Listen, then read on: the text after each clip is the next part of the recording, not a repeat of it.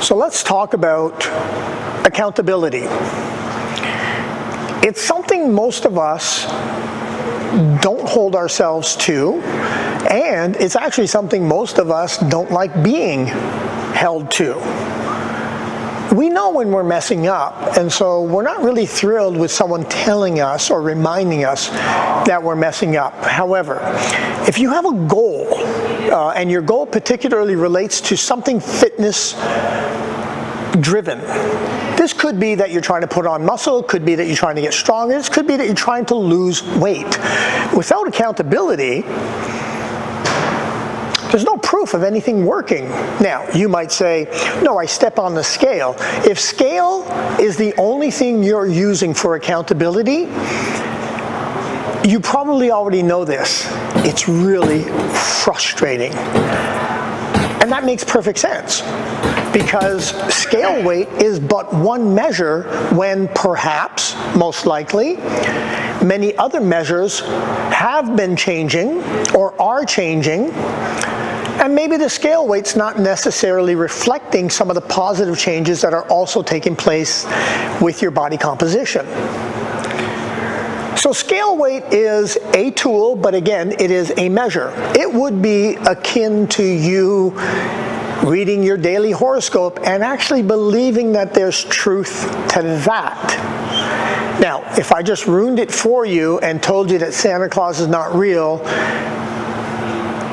no, I'm not sorry. So scale weight is just one measure, and it could drive you absolute bananas. Here's what you need to think about when it comes to reaching your goal. Now, when I'm talking about reaching your goal, again, this is not solely pertaining to somebody trying to lose weight, but it certainly does apply. This pertains to somebody who's trying to increase speed, increase power, put on more muscle, lose body fat, lose weight altogether, wants to look better naked. It applies to every one of you. The journey is very similar to investing in an index fund in the stock market. Take a look at the past 30 years. Had you invested 30 years ago in an index fund, here is where you would have started, but look where the journey has gone. It's inevitable that that's going to happen over time, as long as you stuck to it. Now, if you're a day trader, that probably didn't happen, right? Because you're toying around, you're gambling is what you're doing. When you have a goal, and hopefully you are learning to train rather than work out. What's wrong with working out? It's fun, sure, but it doesn't produce predictable results. Training on a structured program produces predictable results. So, very much like the stock market journey, where you'll notice it didn't start down here and go right to there. There's a little bit of, ups and downs along the way. But again, just let it do what it's going to do. The outcome is inevitable. You're following structure. Similarly, when it comes to your fitness, follow a structured training program that will produce predictable outcome, and try to have as many measures as you can along the way.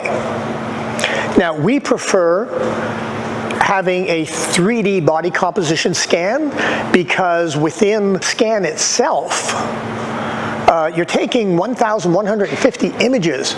The measurements are precise down to the millimeter, and there are hundreds of measures being taken.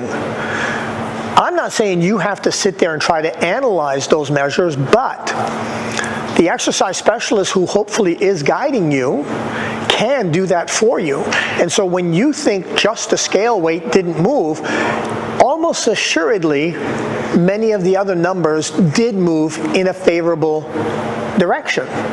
I can tell you that as a world-class athlete, It's a lot of fun traveling around the world. It's particularly more fun standing on a podium because you reached your goal. By the way, your podium being whatever your fitness results or quest is.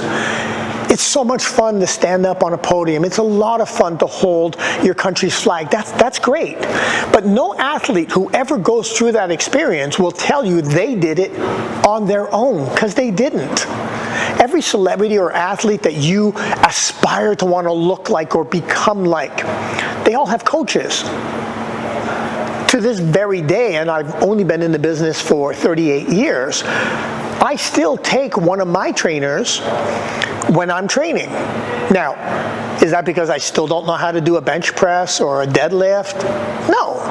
I don't know technically that somebody knows how to do it much better than I. However, the accountability of having a coach is where a coach's true value comes into play, because if you think a skilled athlete does not walk into the gym dreading the workout that's coming, if you think that athletes love the workout that's coming, you're grossly mistaken.